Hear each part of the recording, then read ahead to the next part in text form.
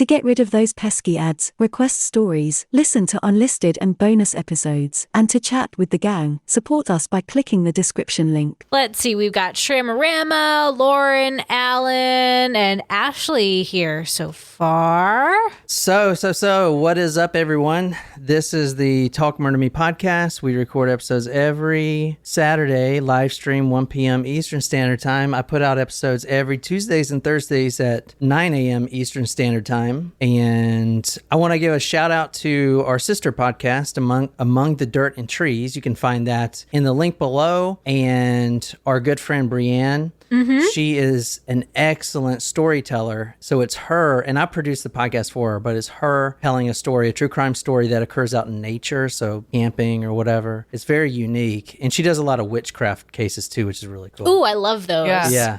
And anyway, if you want to check that out. I wonder if she would cover the Brockton Triangle. She did cover some triangle. There's a couple, like in Michigan, I think, or the Michigan Lake or something like that she covered. But anyway, I produce it, put good music behind it, and it's just check that out if you like. But anyway, that's my plug. I really want to tell them what you've been doing at night now. So does it have to do with plugs? Because I don't know if that's appropriate for this podcast. It has to do with Brienne. So John has been playing this new video game that he's been just dying to come out on Xbox. I mean, dying, guys. No, dude. And it's called... It's okay to like video games. The Pressure Washing Simulator. Wait. Dude, yes. It's legit and it's fucking great. I love that. So you pretend like you're pressure washing stuff? No, you do pressure. Like, all right. So, and it is a co-op game. So he and Brienne's boyfriend last night, and I was listening. I had my earbud, and we couldn't get an extra controller for me just because we only have one gaming computer. And so they're like all chat, and it was like a fun time. I haven't really interacted a ton with Brienne. That was my first time like meeting her boyfriend, but it was I think we were playing until like 12:30 last night. That's late for you guys. It is. I started falling asleep. I was like, I can't keep watching you guys are like pressure wash 9:30, 10. I know. Like 10 is my normal bedtime. 10:30 maybe if I'm like really reading a good book. Oh, cool. It's really fun, dude. So Jen, I think you got to figure out how to get on there, because then you can play with John and Brienne. See, maybe I should, because I have a pressure washer at home, and I pressure washed my house, but I don't think it worked. Like I had I don't know. I think I did something wrong. It didn't look like, it looked better, but it didn't look super better. Like, my skylight that I have? Yep. There was like pollen and stuff on it. And so I soaped it, and then I but the pollen, like there's still residue on there. Do I have to go up there and scrub it? I'm not getting on my roof. Well, you need somebody to come and pressure wash it for realsies. No, I would just climb on your roof, and do it.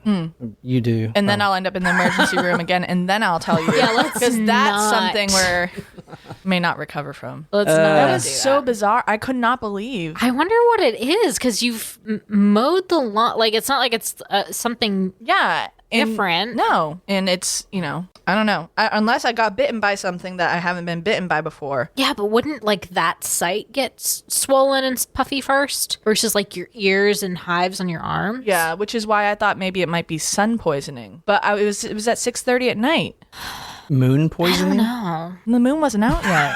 Moon poisoning. We are doing trivia today, Ashley. So basically, here's what we're gonna do. I'll just run it through real quick for everybody new. John had this great idea to keep giving away some fun prizes, is to have trivia. We'll do 10 questions per episode. And if you are a regular Joe listener, you can still participate and play and get a point. But obviously, if you are a Patreon member and you are here for episode 2 on the live stream, well, you're going to have an opportunity to get more points.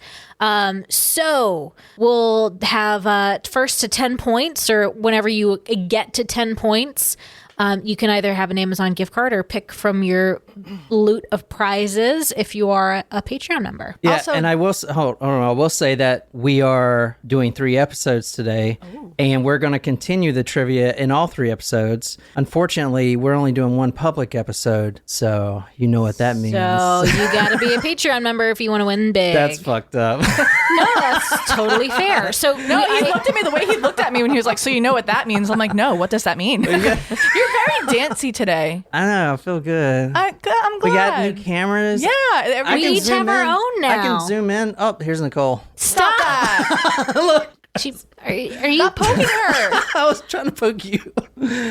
Oh, shit. So I have some good stories tonight, and these are a request. If you've already seen me, John, for Tenacious D. Is that what she's talking Yeah. about? She's got a Tenacious D. Stop. Oh, shit. That was great. I've got some great stories tonight. We're doing 3, so... Well, before we get started, let me welcome our newest Patreons. Yeah, go ahead. Patrunos, Uno Momento. And we have a surprise shot dedication for Hunter today. Hang on one sec. Where do I find these things? I struggle every time. Growing up in Gilbert, South Carolina, I knew a lot of hunters. Like, that name is really Yeah. popular. Yeah. It's a good name, Hunter. I like that. Very unique. What if his I middle don't name was know. Gatherer? It could be a female Hunter. I know a could be. female Hunter. Yeah. Oh, really? Yeah. Oh, I'd never met a female hunter. I met a male Ashley before. Yeah. Yeah. All right. So we actually have this week to welcome Taro into the membership. I know she's on here now. Lexi What up, and Lexi? Martin. And Martin. Nice. Hey all.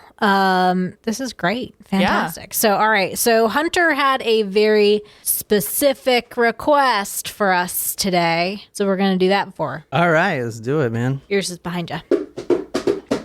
Surprise shots. Surprise shots. We don't know what they are because they're a surprise. This one sounded pretty good today. That's the one that's actually like Secured. on the thing. It's because it's comparing to the one that doesn't even work. Cheers, y'all. Cheers, Hunter. This is for Hunter, Cheers. right? Yes, this is for Hunter. Cheers. Cheers. I feel like a Fireball. teenage girl.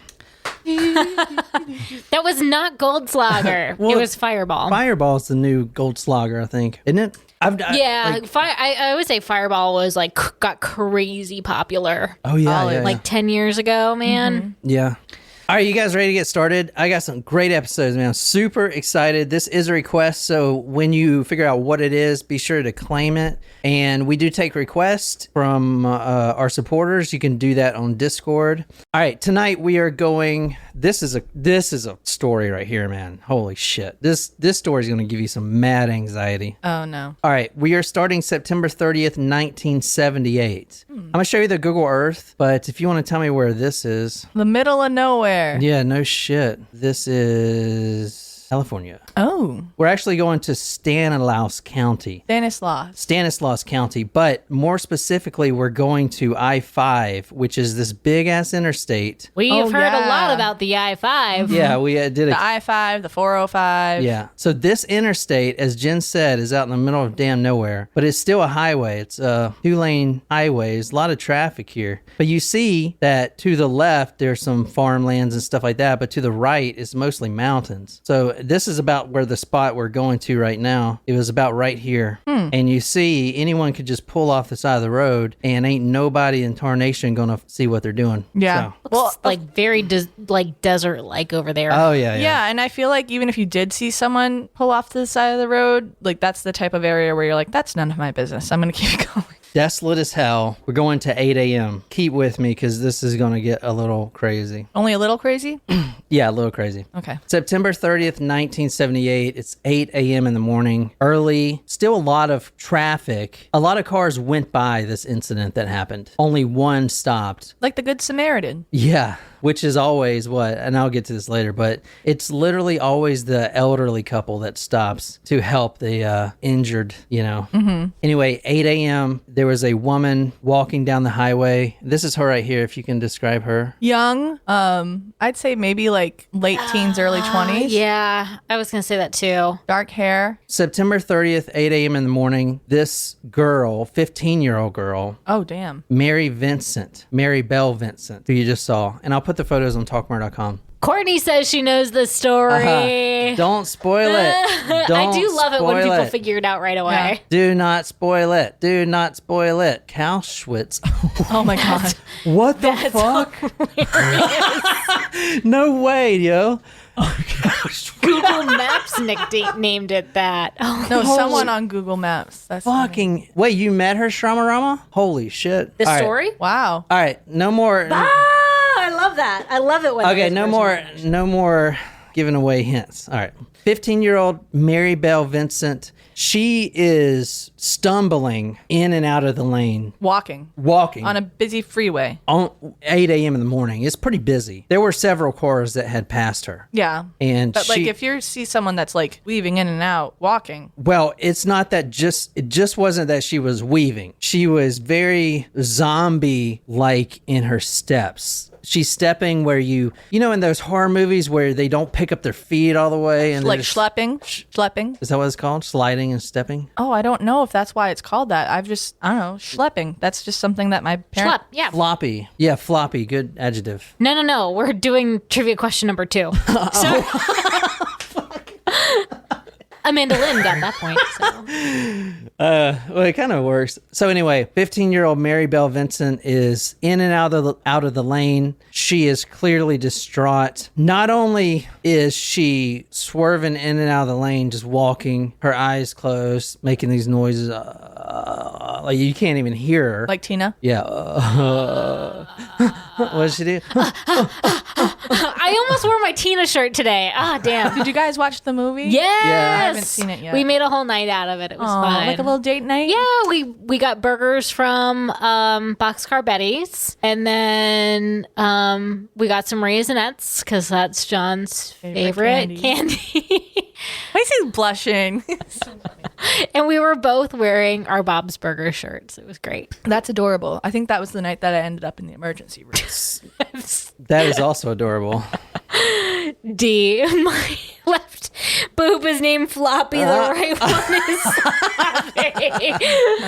I love it. That's amazing. Anyway. Okay. She's stumbling, 15-year-old girl. People slow down and the horns are going, but it's not because she's just stumbling, like maybe she's on drugs. She's also butt naked. Oh. In the desert, basically. You saw the Google Maps. Yeah. This is the mountains are right there. And no one's stopping for this girl? No one's stopping. Oh, it is the 70s. But she's not just like prancing around, you know, Like lively? naked, lively. Yeah. She's covered in blood, and it's her own blood. And that blood is trailing the road. So you saw the Google Maps. She comes up from the outskirts there where I showed you where it Yeah. would be a good place. No one would catch you, see you, do anything. She somehow walks the right direction and ends up on this highway, and she is just stumbling. Blood completely covers her. There's a trail of blood painting the pavement behind her. No one's stopping. There were several people that slowed down, but as soon as they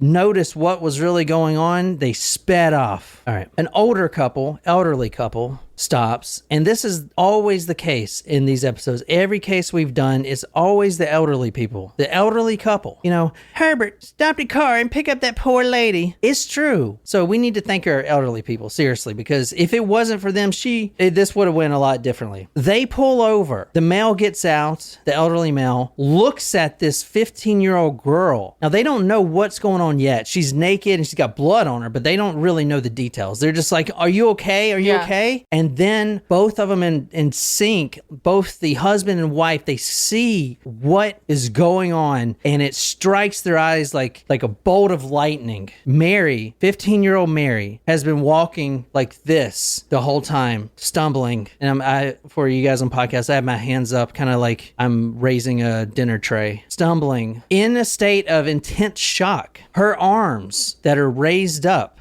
Mary's arms, this 15-year-old girl's arms, 3.5 inches below the elbow. So 1, 2, 3, 3.5, about right here.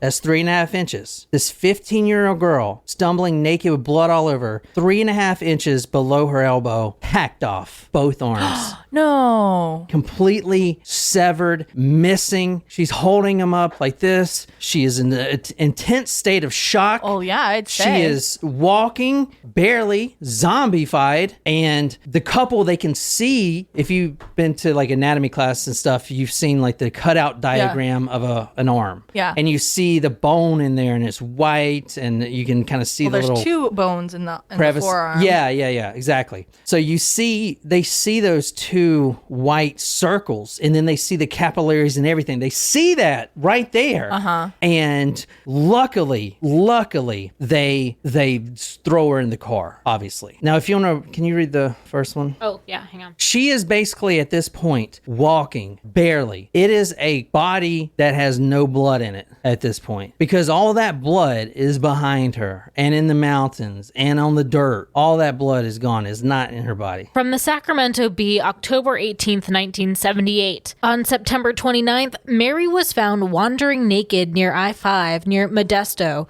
with her arms hacked off below the elbows. Since she was identified, juvenile workers in Las Vegas have pored over her file, trying to reassess her case. The girl told authorities she had been raped by a heavy-set man in his 50s who picked her up in a blue truck. She was found on September 30th wandering around in a deep state of shock, naked, her arms severed below the elbow. She survived. Whoa! This is her. She is a survivor. Good for her. And thank God that those people stopped. No shit. I mean, isn't that like severing a bone, like, so it's below the elbow? That means they cut that bone. Like, it's not, you know how like It's not a natural joint if it was below the elbow. exactly. So they that cut it- must have hurt. Yeah. Like, even that must have been really hard to cut in that particular spot. Yeah. This is her. Oh, look at the doggies. Okay, she's living her best life. You see, she has hooks for arms. Yeah. And I was reading more about her. I was like reading some of her interviews. She actually prefers to have the hooks instead of a prosthesis. She, from at the time, this was 2003 when she last interviewed. She's not really wanting to be public. Right. But Well, especially I feel like now with there like prosthetics and are kind of more common than back then. So maybe like she wouldn't have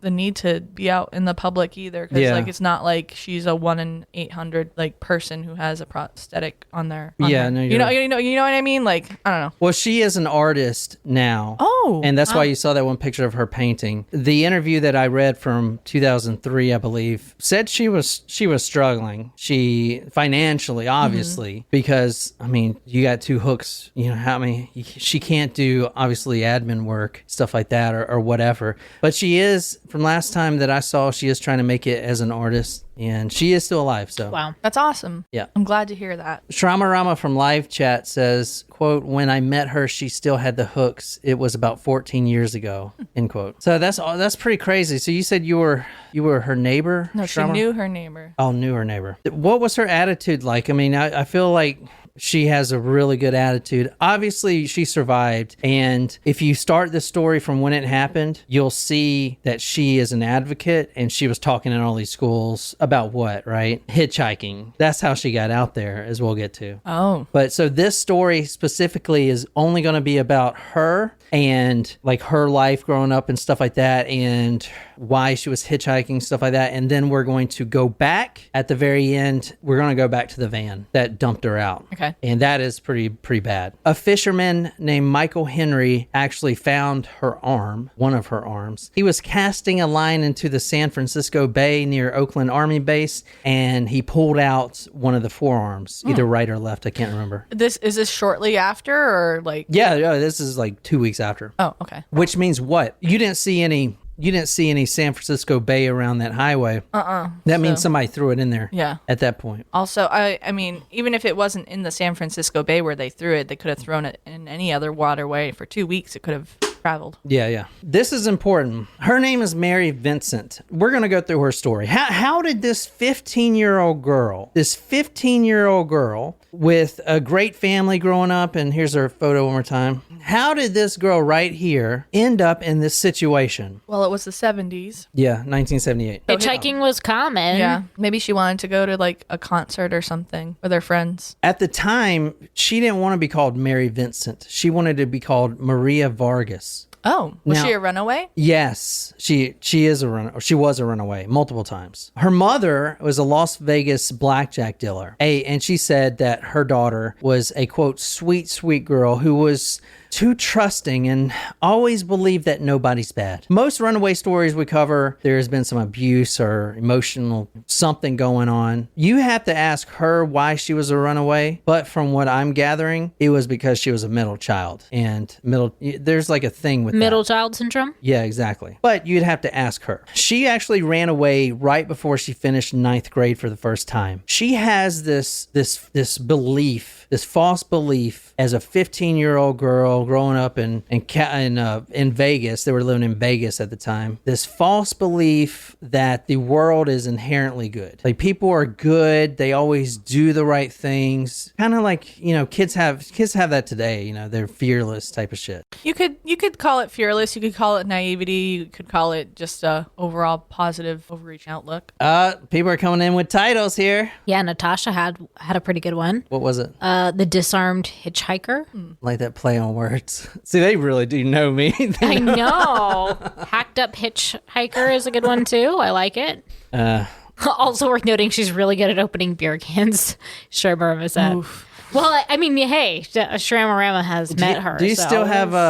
Would you be able to? I mean, I'd love to interview her. This lady is a very strong person. Just to survive what I'm going to go into tonight. Holy Jesus, this is a person that, and she doesn't like the spotlight from what I can see. But the first time she ran away, April 2nd, 1978. She returned home 3 weeks later. And as you said earlier, we've covered all these stories. Like, a lot of the serial killers in the 80s were just picking up hitchhikers. It was a thing. Yep. I mean, not because everyone hated their parents and wanted to get out. They just wanted to hitchhike. It was like the thing, right? I guess not anymore because everyone has a car. And everyone can just take an Uber. Yeah. If they need to get somebody that's where. true. Yeah. I mean, if you think about it, Ubering is kind of like the new hitchhiking because you never know what could happen. Yeah. Remember Samantha Josephson? Yeah, the one that In Colombia. Yeah. I've only taken an Uber once before. I've taken one a couple of times. I but used to drive for Uber. Did you? When? I did a very small stint. I just wanted to. Everyone was talking about how much money they're making, so I had my Infinity, and I was like, "Fuck it, I'll sign up." And I did it for like a week. And I just hated it. Yeah. Because like I'm the guy that, like, you're getting in my car. I don't talk much, but I'm sitting there like, better not fuck up my seat type of shit. Like, so I wasn't getting high ratings. You can't handle that. And I was like picking up, college kids in Charlotte. They were drunk. I was like, bitch, you better not fucking throw up in here. They were like, yes, Dad. Wait.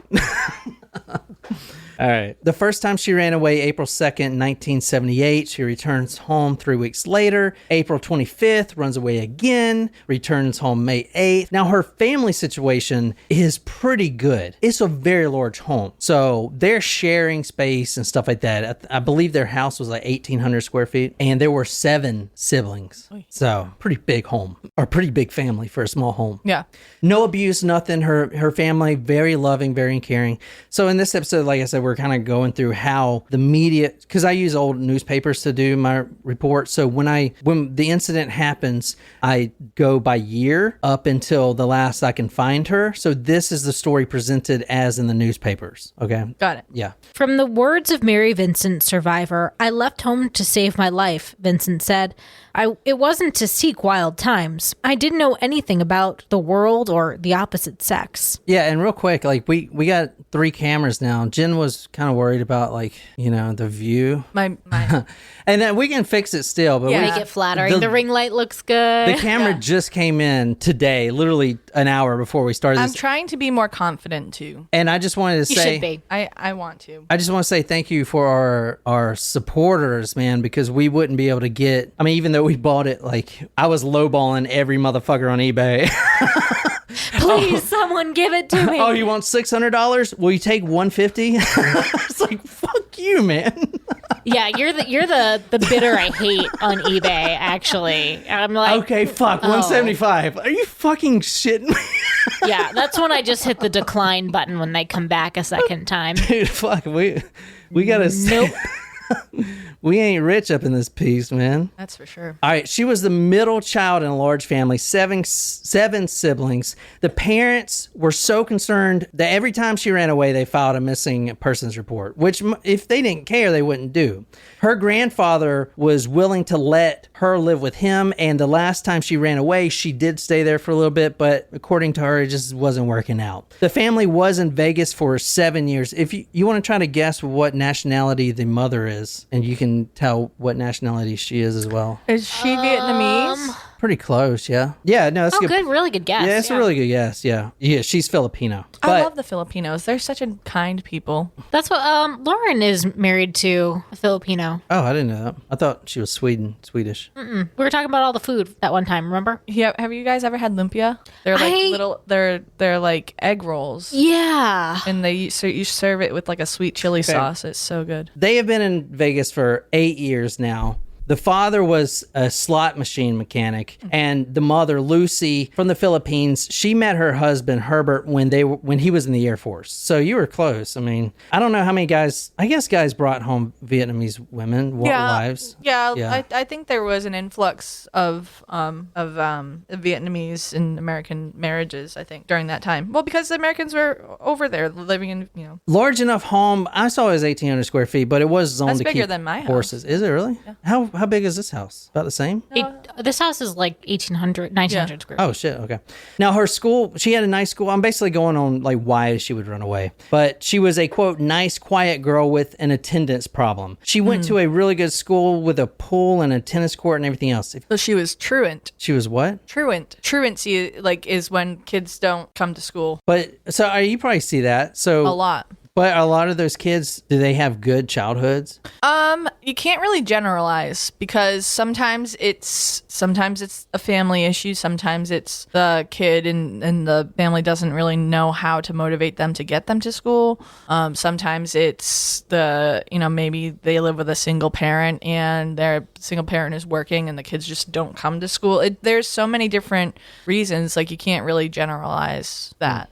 So this is Natasha's request. You're welcome, Natasha. And Amanda Lynn from Live Chat. My uncle married a woman in Vietnam and had a son. The son stayed in Vietnam with his mother and was like a 6'3" mixed Vietnamese guy. Good Lord. Wow. That's like if height is like to be that tall, right? I think is pretty unusual. I had some friends that studied abroad in Thailand, and like my friend is like 5'10" as a female, and like they're like it was unusual for them to see somebody that tall for a woman. You're tall. Yeah. You're like 6'6". No, I'm not She's 6'6". not 6'6". No, I'm not 6'6". I meant 6 6 and foot. then Yeah.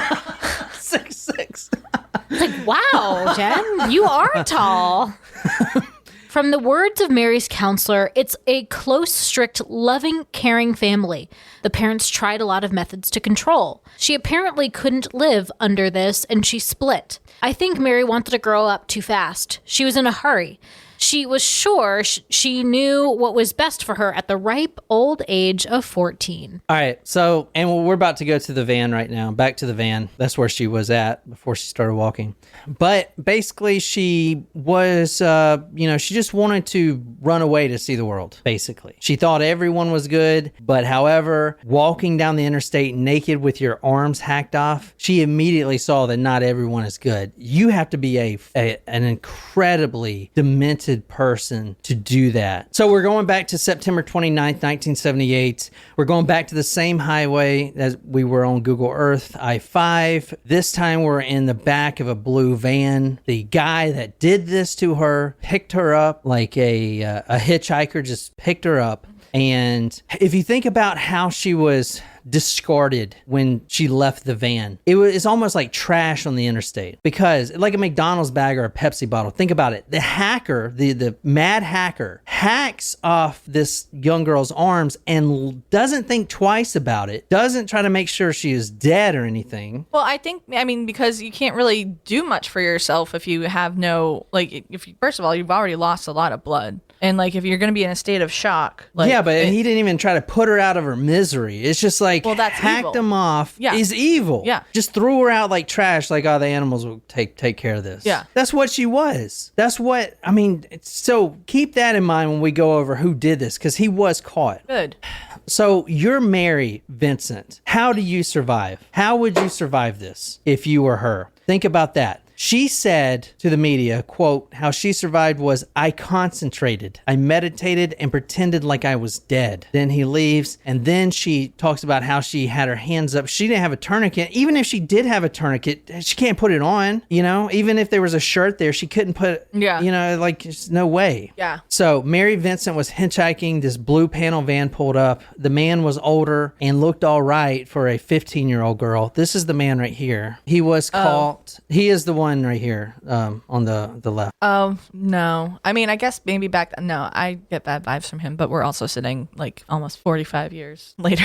And knowing the conclusion. Yeah. That's Lawrence Singleton, 51 years old. From his words, he picked her up, and he said after his arrest, quote, the light was red. If it was green, I wouldn't have got into any trouble. So that's where he sees her, picks her up. They stop for Coke and some gasoline. And this is like any other hitchhiking for her. She's on her way, and she's, you know, everything's fine. She did notice a strong smell in the cabin, though. This man, Lawrence Singleton, 51 years old, was drinking 190 proof grain alcohol from a milk jug. Damn. Okay. We tried doing that one little shot that one time, and we almost thought we were gonna die, man. Yeah, that was the worst one, I think.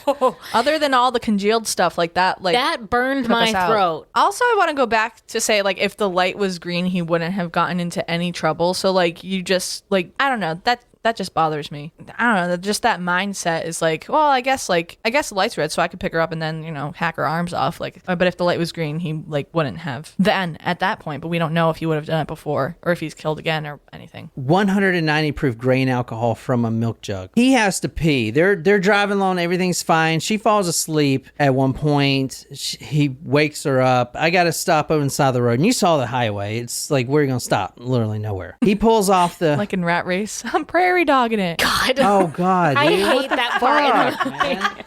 You hate that movie? Say that I shit. said I hate that part in the movie. It does make me cringe.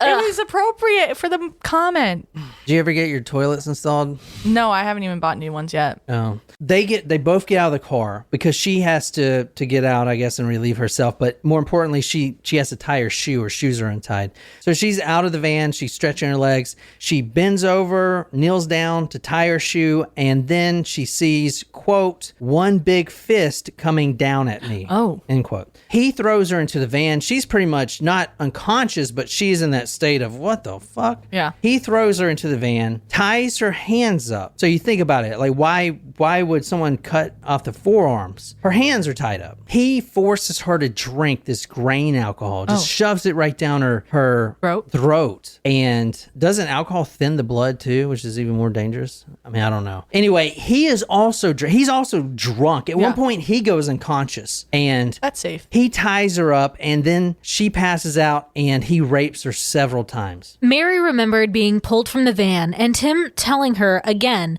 that he would set her free. He was cutting ropes off her hands, and as he held her left one, she saw an axe come down. She is outside the van at this point. Okay, not tied up. He said he just raped her tied up. Yeah, still tied up. But outside the van. Well, inside the van, he rapes her a bunch of times after she's tied up. Got it. Okay, so she's tied up. Yeah. Okay, got it. Okay, sorry. Exactly. And then, from what I see, throws her out of the van, and they're in that desolate area. He tells her that she's going to be okay. He's just got to cut the ropes off. So this from the Fresno Bee. There were 3 more chops she struggled to grab the axe. Then 4 more blows on her right arm. All the time, he was promising that she would be set free. So he is hacking her arms. He just told her initially, I'm just going to cut these ropes off. I just raped you a bunch of times, and now I'm just got to cut the ropes off and you'd be free. Yeah, you got to be naked and walk around the desert, but at least you're free. So let me just cut these ropes off. But he meant he was going to cut the ropes off because he was cutting her arms off. Well, he's just a very evil person. Right. Yeah. But I mean, like, she thought, okay, like, slice through my ropes. But he was like, I'll cut the ropes off. And he meant like, Yeah. So, yeah. so repeating, there were 3 more chops. Boom, boom, boom. All the time. I'm going to set you free. You're going to be free. I'm cutting you free. You can be free. She struggled to grab the axe. Then 4 more blows on her right arm. All the time he was promising she would be free. As he's doing this, he's like, you're going to be free. You're going to be free. You're cutting off her arms. Then he picked her up and knocked her over the road rail and into a culvert. He just like, okay, you're free. Throws her off the freaking bridge. Mary, only 15 years old, bleeding out profusely, then heard her attacker say that she was now free. He threw me off a cliff, she said. I should have broken bones. I should have bled to death. I didn't, and I never passed out. I remember everything. I wanted to give up and go to sleep, but I felt someone there with me. A presence who wanted me to survive. A voice told me to get up and get help, or someone else would die. That is 100% Yeah. true. Wow. I mean, this guy was going to kill a lot of people. So think about it real quick. Well, go ahead. Was she the only victim that he had? Well, hold on. I'll get to that. Okay. All right, think about this. Let me go back real quick. You're Mary Vincent. How would you survive this blood loss? Your arms are hacked off. Luckily, you walk in the right direction. But how would you survive? The average human body has no more than 1.4 to 1.5 gallons of blood. That's like a gallon, you know. It's a milk jug. Milk jug. Okay, that's how much blood's in your body. The average adult can lose 14% of that blood, of a milk jug blood. 14% of that before feeling some minor effects like dizziness and drowsiness. 20% more, and your body goes into hemorrhagic shock. And these effects literally multiply. So the dizziness increases by, you know, the square of itself type of shit, right? It multiplies itself. Right. 15 to 30% of blood loss, your body shuts down some of its organs. 15 to 30% of you think of a milk jug, that's not a lot. And what I say at the beginning, there's blood all over the interstate. Her arms are hacked off, for fuck's sake. No, you gotta like. There's a lot not of that people fucking want blood to imagine the image of that, but like you can imagine like the blood like just squirting out of her arms and like she's poor thing. Exactly, right? It's squirting out of her arms. Because you got arteries in there. Exactly. The major freaking shit. And no tourniquet. Blood restricts from the limbs, which in Mary's case is a good thing. The brain, when you're losing a lot of blood, kind of brings all the blood back to its major organs, the heart and the lungs. So that's why when you get like hypothermia, your fingers go cold because the blood constricts back to where it's needed the most, right? Which in this case probably saved your life. 40% of that blood. So you're thinking of a milk jug, 40% of that blood, you slip into a coma. How close was this girl from her death? And how many people stopped and just sped off? Quite a few. 50% of that blood loss, your heart stops pumping and your organs finally shut down. She survived simply by something of, a presence in her head telling her not to give up and to keep her hands above her head. She said, gravity can help me out on this. Wow. She has her hands above her head, and that's why she's walking like that. Like she's walking like she's holding a dinner tray. She's walking like this.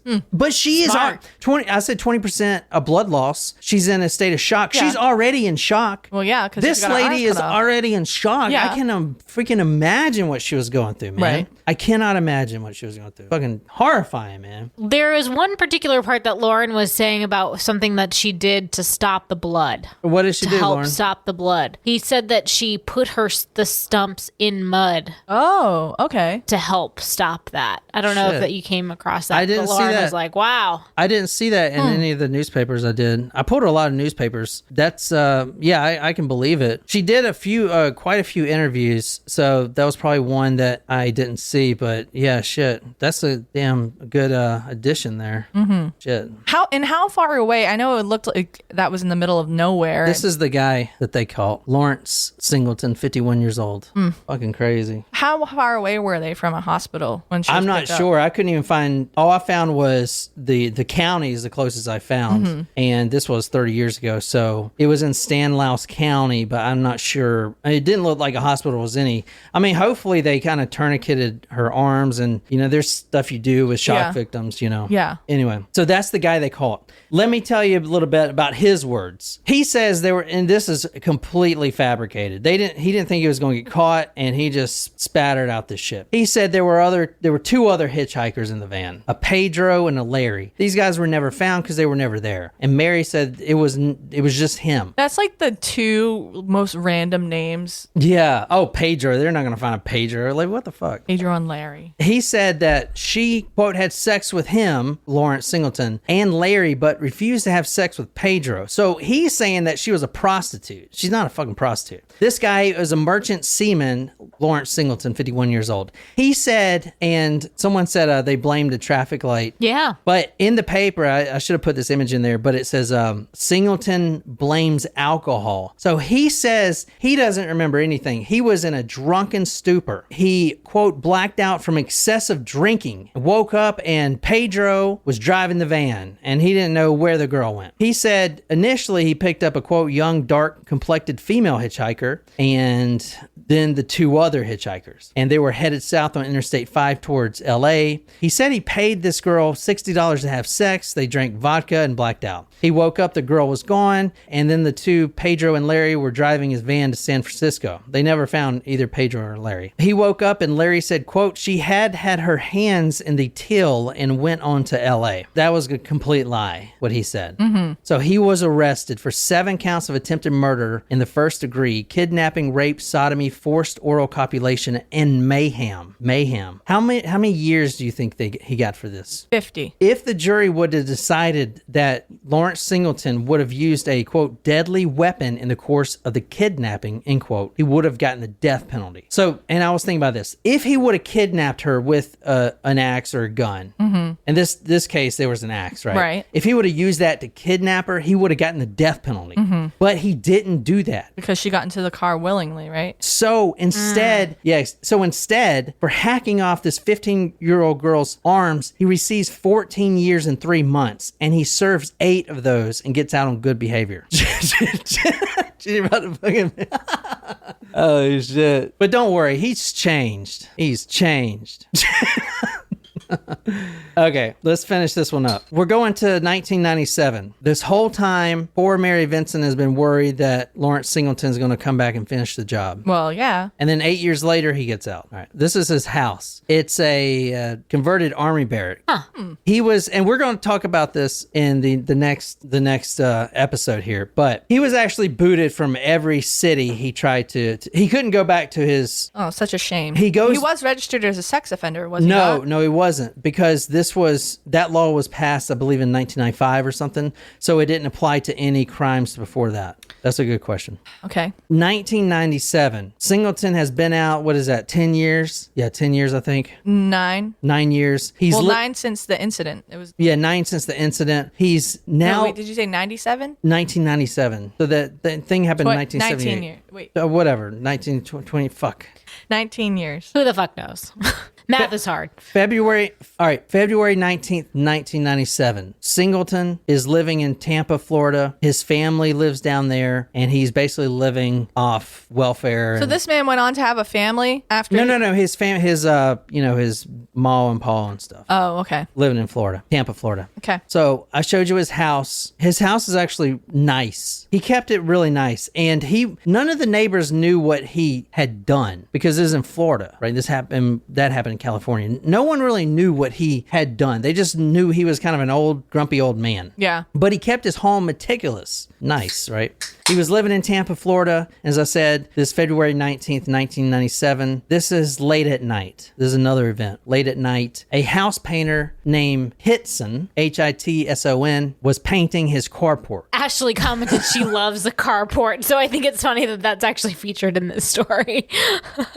We don't have a carport, do we? No, a carport's like it's like not a a garage. garage, but it's like open. It's just like a overhang, It's like a garage, but without an the door. awning. Right. It's like it's just an area where you can park your car and not get wet when you walk outside. Yeah, it's like a roof, but no walls Okay. next to the house. This is Wednesday night, 9:10. It's not too late. But this house painter comes back. He's like, shit, I forgot to touch up this one spot. He was going to wait until the paint was drying. And then, the day just got from him. So he goes back. He's like, you know what? I'm already in the neighborhood. Let me just go back over there. I'm sure this old man won't mind. I'm just going to touch up this little paint. He goes back over there. He stops in unannounced and he gets out of his car, his van, his painter's van, and he hears some muffled calls for help inside the house. Oh, okay. A woman's voice calling for help, screaming, but it's kind of muffled, almost like there's blood in the throat. She's like gurgling. Ugh. He carefully walks over to peek in the window, and inside,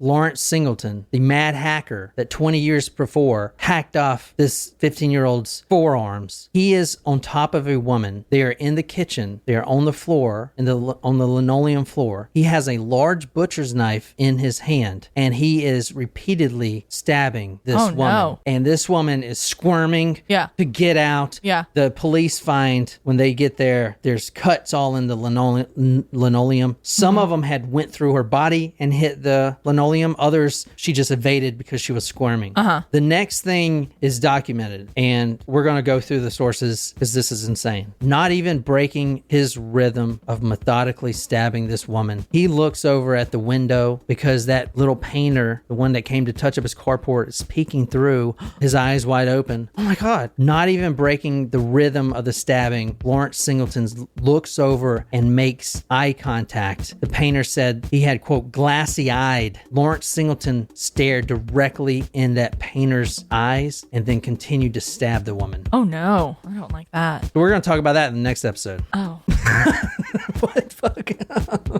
What do you guys think? Fucking nuts, man. What an evil bastard. All right, did you guys like that? So we're going to continue on with that story, and I'm also doing another story for you guys that we're going to do right now. It's the Audie Sanchez story. It's a 911 call, and it's one of those stories that Jen is going to fucking hate me for. I don't know if you guys heard of it, OTTY Sanchez. It's a terrible story. It's short, and then we're going to finish up with the Lawrence Singleton one. So if you're not a Supremo supporter and you want to stay on and continue the trivia that Nicole's doing, and to hear this next story, if you want to join us for that, patreon.com/talkmurder, and you can be a supporter. And if not, we release episodes every Tuesday and Thursday at 9 a.m. Eastern Standard Time. We record live stream every Saturday at 1 p.m. Eastern Standard Time. And that's all I have. And we'll see you guys on live chat here in 20 minutes. So, all right, until next time, good night, you lovely, lovely people.